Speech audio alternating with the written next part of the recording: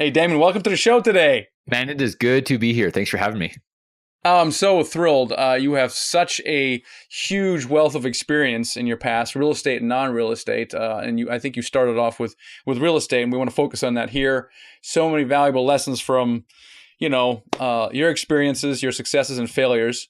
Why don't we start? How did you get started in real estate? How did that come about? I tripped into it. I mean, it's kind of a funny thing that some of the best things in life we just sort of stumble into. And I picked up a book. I'd been listening to Jim Rohn. I picked up a book called Rich Dad Poor Dad. And then I went to a seminar, and all of a sudden I owned every possible strategy under the sun from every speaker that was on stage. And I went home with an extra suitcase full of stuff, and I started doing it. This was like early 2000.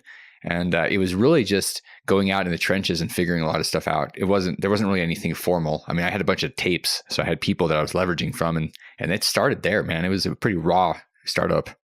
Now, why did you back up just a little bit? Why did you want to get started in real estate? What was going on at the time that made you look around? It's a good question. I had an insurance agency, and it was funny because in my brilliance at 20 years old, I think I was 20 or 21, I looked at the people that were making the most money in insurance, and there was this one guy that was making $1 million a year, and I said, "Gosh, I don't know if that's enough." And I was thinking about real estate one day, and I thought, "Gosh, you can do it whatever you want in real estate. There's no real limit." So million was too small, and I tried to do both at the same time, and the insurance company said, "We're going to invite you to make a choice. You can either stay here and focus here, or you can leave." And I said, "Real estate's the place for me to go." So I said goodbye, sold the book for a few bucks, and off I went into the real estate abyss. Gotcha. So you were doing insurance and real estate at this kind of same time, and it wasn't your way of trying to quit your job. You just wanted more money. Yeah, I mean, that's all it was. It was just more. So once you finally made the real estate, how to jump to real estate? What kind of strategy? What were you pursuing? What were you doing at the time? The first thing I did, I bought a house on my Visa card. I took over a mortgage, and I was going to just basically sell it on payments. I was going to be a landlord / bank, and that was my strategy. I decided, well, it kind of accidentally, I ended up being a remodeler too. So I was over there fixing roofs, falling off the roofs, electrocuting myself, and all the fun stuff you learn. And then interesting thing that happened about 4 months in, I had strategies for getting more property, but I was really sabotaging myself, and I wasn't really paying attention to the fact that I was going bankrupt. And I did a financial statement after playing Robert Kiyosaki's game Cash Flow on my own life, and realized I was 30 days away from bankruptcy. And I went, holy crap, I need to do something. I need to return phone calls from people that are wanting to rent these houses and sell me more houses. And I bought 8 more houses the next month. So it was a really powerful kick in the butt to go do something. And I just kept doing the same thing over and over again, which is a little tidbit for people. Don't do 47,000 strategies. Pick one and do it a lot. That's true. Why were you going bankrupt? What were you doing? What was happening? So I bought the house, and I actually had picked up another one, and I had no income because I kept messing around with the house. I wasn't returning phone calls from people that wanted to actually give me a down payment and rent it. So I just wasn't doing the other side of the transaction. And people that wanted to sell me houses, I wasn't calling them back. So I had a kind of a wealth temperature that was really low, and I just was stuck under it until I stared at bankruptcy pending, and I went, oh crap, and it blew my thermometer apart. Right. Yeah, no kidding. So what happened from that point on? How did you turn it around? So at that point, when I bought those houses, the momentum of those really kicked me into gear. And I think that's the valuable thing. Any momentum is helpful because it leads to other momentum. And over the next year, I ended up buying another 50 houses in Arizona, and then started moving into Alabama. And once I did that a few times, I realized I could do it as many times as I could. I mean, as I wanted to. And it just kept doing it over and over again. And the only thing that really messed that up was that I started thinking, this is working. Let me do something different. Oh, yes. Oh, I have a similar problem. Yeah, this is great. I've mastered this. Let's move on. What did you move on to?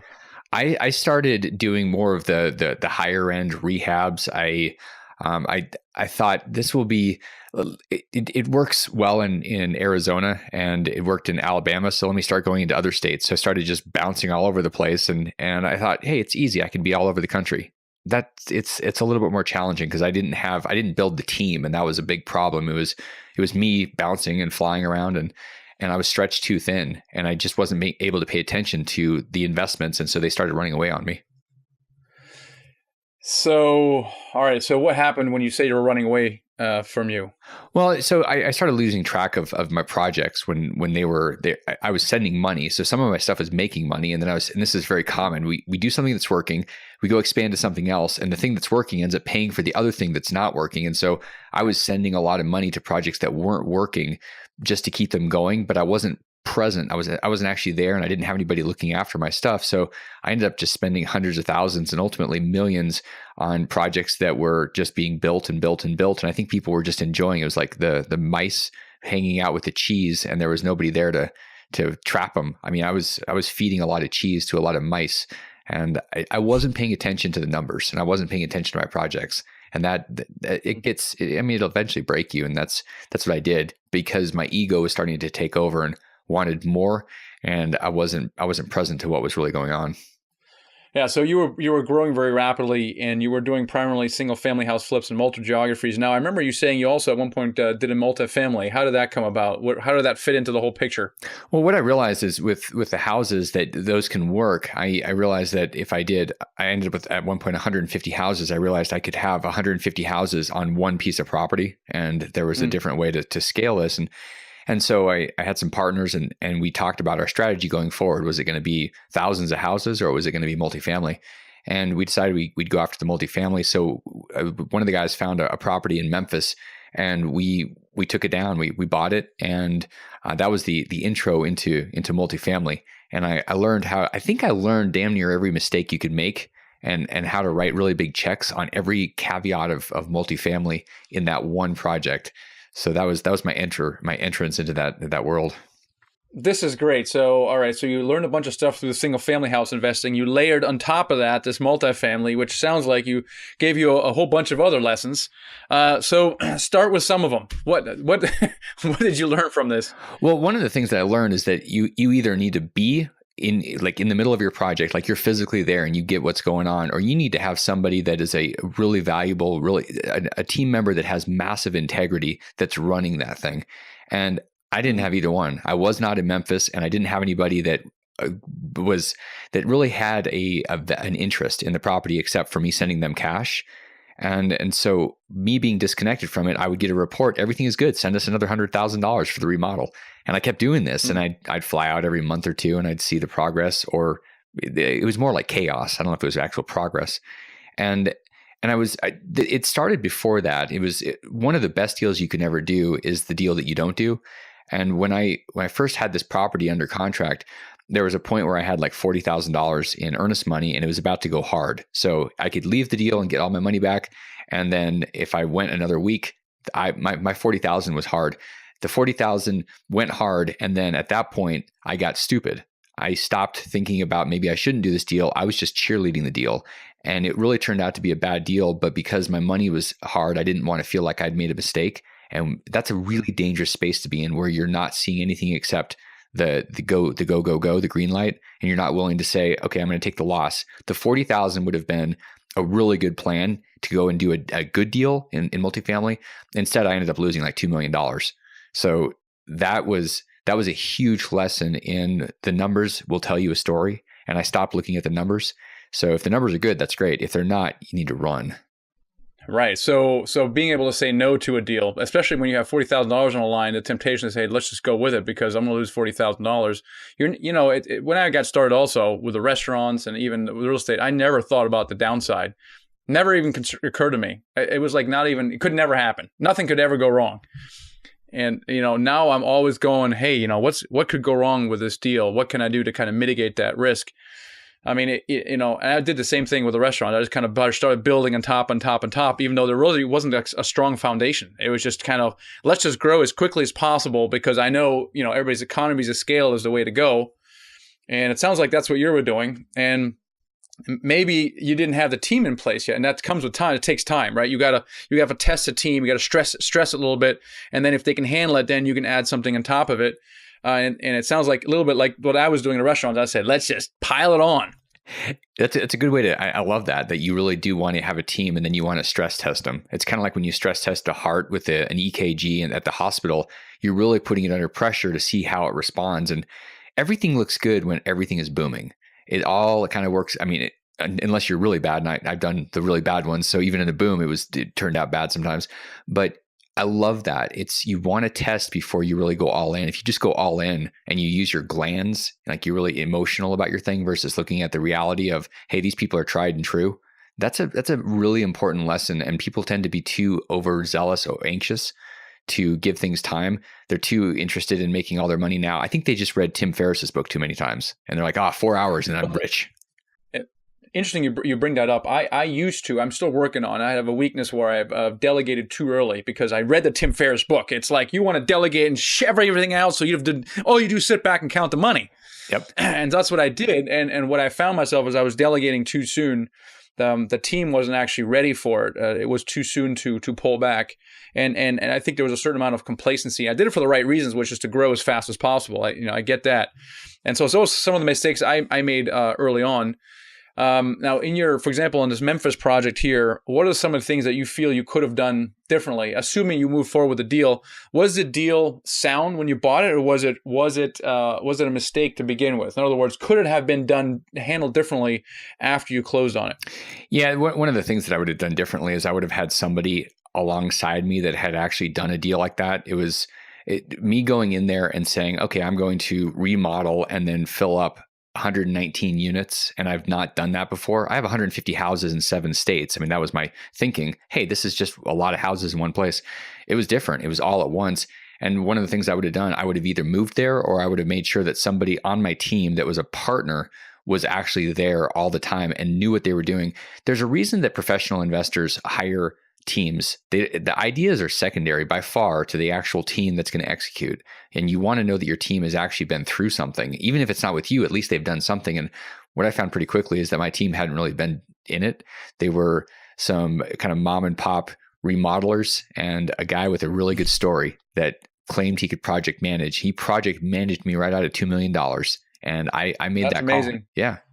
Did you have a professional property manager manage that thing, or were you kind of self-managing it through these team members? It was the team members, and it was me. I mean, it was my internal property management that was really overseeing them, but there was really nobody watching. And even what we were watching, we didn't know what to watch because there was when you take on 119 houses effectively in one space all at once, you've got to be. I mean, there's a professional way to do that, and then there was the version of mine where I just was out there and painting everything and buying appliances in the wrong order and just money was flying and I lost complete control of it. And that was the problem. Right. And I remember when I did my first 12-unit deal, I'd interviewed a property manager. I interviewed several of them and I selected one. And I was not really getting the results from them. I was chasing them for numbers that we struggled with just filling the spaces up. He had some bad advice, which now turns out in retrospect. So another weakness of mine is that I tend to be over loyal with team members, right? So I'm like, I can make this person live up to his true potential if I just work with him long enough, right? And so that's what I was doing with this property manager. And when you start micromanaging someone, it's a strong sign that you probably have the wrong person there if it's going on for too long. And it took me way too long to replace him. And I can tell you from a before and after comparison, after having replaced that, which was a pretty painful process, but once that new guy was in place, it was like night and day. I mean, I was like, a whole new world opened up. And I'm wondering what would have happened if you had found a professional property management company who perhaps specializes in turnaround assets like this. He would go about and say, here's exactly what I would do because I've done this 20 times before, done. And all of a sudden you would have turned this ass around. Instead of losing $2 million, you would have made $2 million. I don't know. I mean, it could have been a possibility.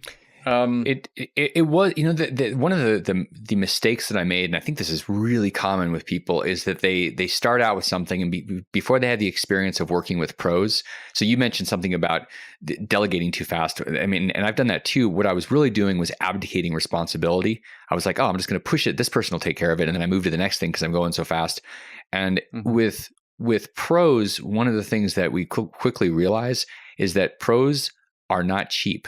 And you make way more money by investing in them. And what we tend to do is we turn into a Walmart shopper with professionals and we look for the cheapest thing that turns into a mess because we don't realize how much the professional is actually going to make us. We think it's an expense and it's an amateur rookie mistake So you really have to shift that and go, okay, what is the track record? Like if we'd done what you were suggesting, I wish you and I were friends 10 years ago, because you would have said, all right, who's the turnaround artist that can run this thing? And I would have said, Well, oh, I'm telling you that now. yeah. I wouldn't have never said, 10, 15 years ago. Right. I was the same way. I was a Walmart shopper, right? I'm like, I can do this without an attorney. Mm-hmm. Right. That's I don't need an attorney to review my promissory note that I just loaned $100,000 and now I lost because it wasn't personally guaranteed. Stupid stuff like that. You really do get what you pay for. Now you do have to look and you have to shop around, but you typically get what you pay for. And it sounds like you were trying to do the same thing. First of all, you're probably saying, I need to do this myself. I can learn it, and there's some value there. Yeah. And by the way, I'm going to make more money if I do it. Yeah, it's a good brain twist. Those two things. I'll learn a lot, and I should do this, and then it makes sense. Like I've been my own attorney. I remember doing that. And sure. Oh my gosh, the amount of money that cost me makes me sick. Sometimes we need to experience pain for ourselves, Damion. We can leverage like what we can teach people and what we're going to share now doesn't mean that people aren't going to stub their toe and they're not going to have the learning experiences, because we can't live our lives through just other books and things. We actually have to do it. And I think that's valuable. The question is, do you want to do the exact same thing that a lot of other people have done, or do you want to make up some new mistakes that you could teach other people? And I think there's a value in taking us, leveraging this and other people, and then creating your own unique mistakes. I mean, that's maybe a difference. Well, the question for me is, I asked myself, and I'll ask you the same question. Did you have a mentor while this was going on? Were you working with someone? The mentor question is big, because I love mentors. I have a mentor. I have coaches. I've had coaches for many years. And the most money I lost was when I thought I didn't need a mentor. I didn't need a coach. I made millions, and I went, this mentor is costing me at the time $10,000 a month for a half-hour conversation. And I thought, I can do a lot with $10,000 a month. Yeah, I lost $5 million as soon as over 2 years after I fired him. So there's always value in having the right people giving you feedback, calling you on your shit. I mean, it's really, really powerful. And I mean, if you don't have that, you're just going to miss the stuff. Every world-class person has a coach. Even Bill Gates has a coach. His name is Warren Buffett. I mean, everybody that does something has a coach. Well, you know what? I like I said, I used to be the Walmart shopper with coaches as well. And I remember early on, especially with the restaurants, I mean, I don't know what the hell I was thinking. I did not have a restaurant mentor at all. I just did it myself, right? And it was like, woohoo, we're going to do this ourselves. I don't know where that confidence came from. I think it was probably more arrogance than anything else. Now the question is, if you had a mentor in this regard, especially with this building that we're talking about here, even as you're building your single family house portfolio, would you have listened? I think my ego was driving too hard at that point for even if I had one. Because there's value in having made mistakes and having the humility around that. And if you're the smartest person on your team, it's probably a problem. And at that point, I had that my inner team was really a bunch of yes people. And nobody was challenging me on this stuff. And as much as I believe in having the numbers and having those speak, you can make numbers dance, and you can make a story out of anything. And that was, I was buying my own BS. So I don't know that I was in a space where I could have even listened to it. I see that people come to me sometimes and they want help, and I look at them and I go, no, you don't. It doesn't matter how much you write a check for. It doesn't matter what you say. You're not going to listen. So no, when you're ready, maybe we'll talk. But I wasn't in that space. I think I had cut out and decided I need to go beat myself up for a bit, which I did. So if you had to do it again, right? You have a certain degree of humility that perhaps you didn't have before. And if you had to do it again and you're building a single family house portfolio, you're getting in this 119 unit, what would you have done differently for both of those? Without a doubt, I would be doing it with somebody that had already done them. I would have leveraged off of that. I would not go into the thing saying, okay, I'm going to make this up and learn as I go. And either having a process of being an apprentice with somebody or doing a deal with somebody that's already done it and you're investing with them or those type of things, I would have done that to learn. I would have not gone out and just said, okay, I'm going to make this up. Like I did my restaurant experience where I started building a restaurant. I had that whole thing and it was 2008. And you can imagine the timing was about as bad as it could be. And so I got emotional about the investment instead of being really methodical. There's a very professional way to approach investments. And it is that every investment is bad until proven otherwise. And when you do that, you make the investment prove itself to you instead of you going over there and saying, this is great. And then somebody has to prove that it's bad. Nobody's going to prove it's bad because everybody wants to do the deal. And it's just a really healthy way that pros approach things. Show me why this isn't the worst possible thing I could do with my money. And it'll help you keep your money and do really good deals. Yeah, because a mentor has experience. They see a lot of deals. They can put what you think is like the best deal in history into perspective. Number one, hey, it may not be the best deal. Number two, there's going to be a second opportunity. It's not like the only opportunity you have. And I just remember early on when I went full time, I just felt this internal pressure to deploy the capital to do something, right? To do something, and being patient really was incongruent with that goal. But had I had a mentor, they would have said, "Hey, just calm down a little bit. You're on a life path here. You don't have to do something in the next 30 days. Why don't you relax a little bit and see what's going on and be a little more patient." That same experience happened in 2006, 2007, before the markets really collapsed. I'd sold a bunch of houses and I was moving into these other projects. And because I wasn't willing to take a time out, I was so anxious to have the capital redeployed and to be in the game. Yeah. If I'd gone on vacation for a year, I would have made $5, $6, $7 million, because that's what it cost me by being in the game, forcing a bad issue, bad deals. So they're having somebody giving you perspective on that. The crazy thing about a mentor, somebody that's been through this stuff, is they can pick it up with spidey senses. They don't even need to look at spreadsheets. It's intuitive. It is intuitive. And that's what we would never have until we've gone through it. So the leverage, the power you get, they may spend 5 minutes and it may be worth $100,000 to you, but we would never know that. And a spreadsheet will never tell you that. It's really powerful to have those type of instincts as part of your team. And then the second lesson, obviously, is building your team. What is a better way to build your team and to delegate? What have you learned there? Well, you got to set expectations right up front with people, and you've got to be really open. And this idea that it'll all work out, and we're just going to have gut instincts, and we have good people, and they've been my friend or whatever. If you're not clear about what your expectations are, who knows what you're going to get? And it leads to a mess, and it leads to friction. So, for example, property managers being really clear, here's what my expectations are. Every week, this is what I'm looking for. And then getting examples of things. And one of the mistakes I've made is that I'll communicate with somebody and I'll say, does that make sense? And they'll say, yeah, well, it makes sense from their perspective, whatever they heard, but who knows what they heard? And so having people really share back what exactly they heard and what they're going to do in their words is a really powerful thing. With an attorney, property manager, it doesn't make any difference, but having them tell you what they're going to do, that simple thing with a team will create so much clarity and so much peace. It'll change your life. Yeah, it's interesting.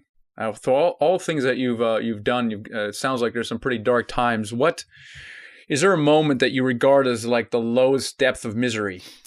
The lowest depth of misery. Yeah, there are a couple of moments. So I guess I bounced off the bottom a couple times. One of them was. And it's very rarely just one bottom, right? Sometimes it takes repeated abuse to get it. Yeah, I think I might be a slow learner sometimes too, because the universe gives you these lessons, and then if you don't learn, it gives you another lesson and it bounces you and bangs you up.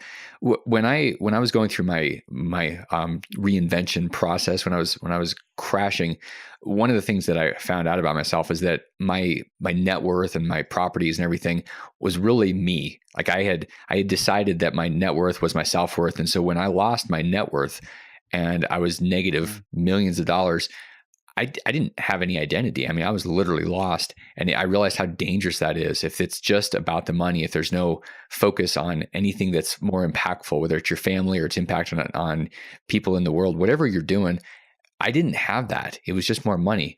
That almost cost me my life. So I'm really, really careful now to have the why, the impact being the driver and the wealth being the side effect, so that I'm not, because things cycle. And there's a shift that it's really powerful when you shift away from cash and cash flow as your freedom, and you really move to confidence that you've got the ability to create.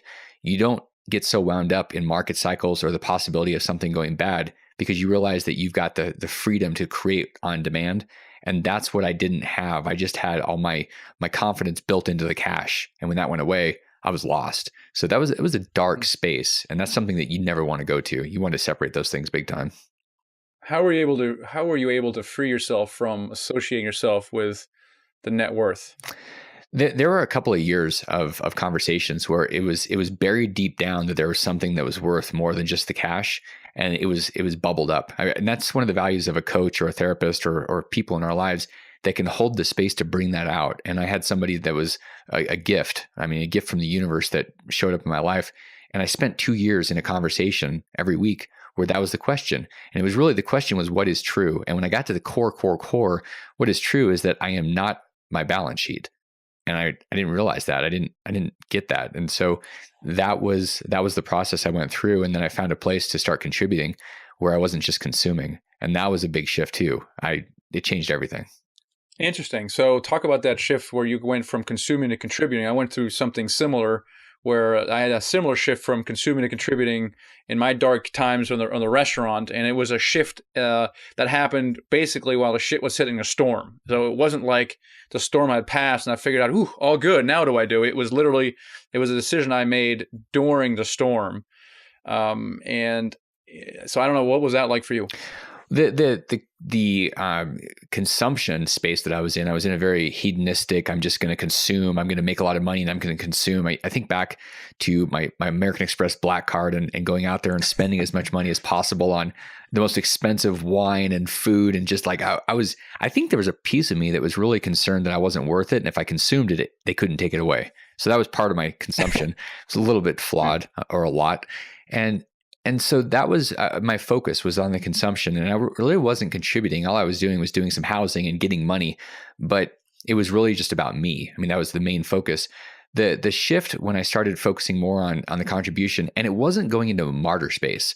I find that oftentimes people say, I do these things. And I'm like, you're just there being a martyr. There's no circulation between the consumption and being grateful and accepting other people and the gifts and the contribution. So I started moving into the contribution and then having a balance between that and the consumption. For me, the contribution was teaching. It was teaching martial arts and it was teaching financial literacy.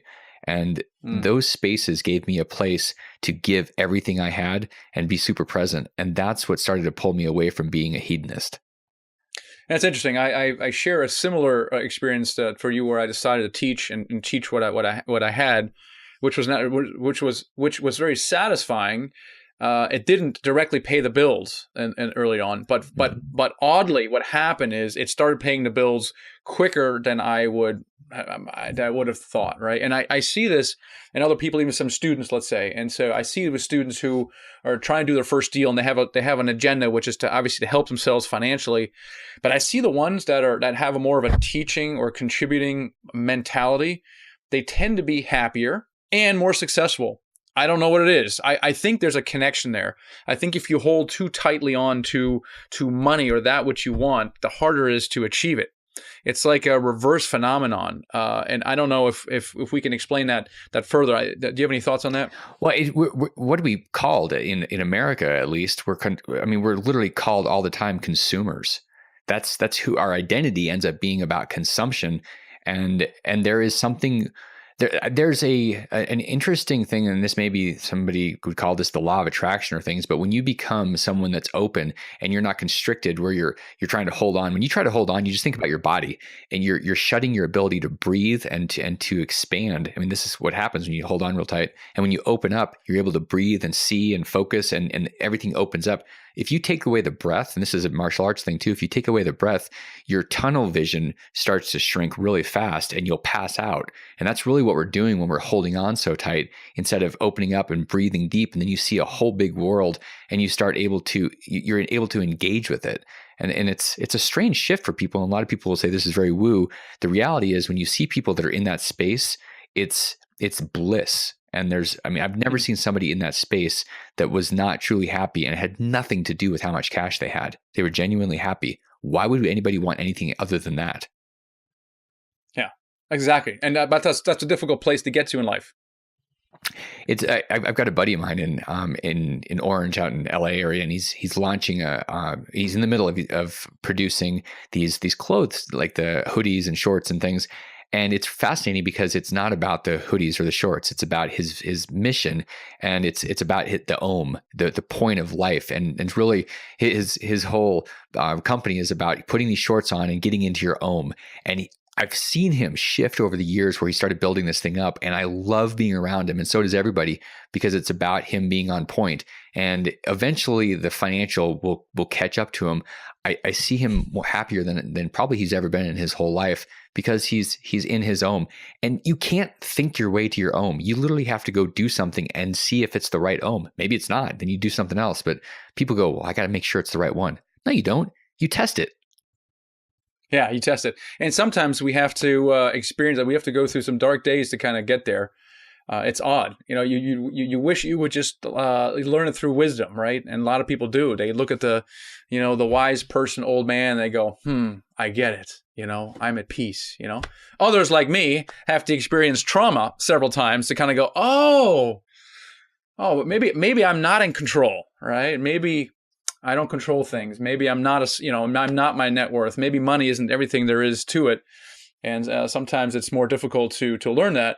Again, I think you're right. Being at peace is kind of where we want to get to in life. Whether we're successful or we're experiencing a hard time, being at peace throughout it all that's awesome. That's where you want to be. There's a friend of mine that recently looked at me, and I was actually kind of depressing. He said, you're always writing. You're always spending all this time writing. You're writing down your vision and your goals, and you're thinking on paper. And he was actually giving me crap about doing this. And I looked at him and I thought, what do you mean? He said, can't you just be at peace? And I said, this is really peaceful for me. It's just this really cool experience I have, and I'm thinking, and I said, what about you? And he's like, I'm at peace. And I said, no, you're scared to death of your life. You're afraid, and you're living in this.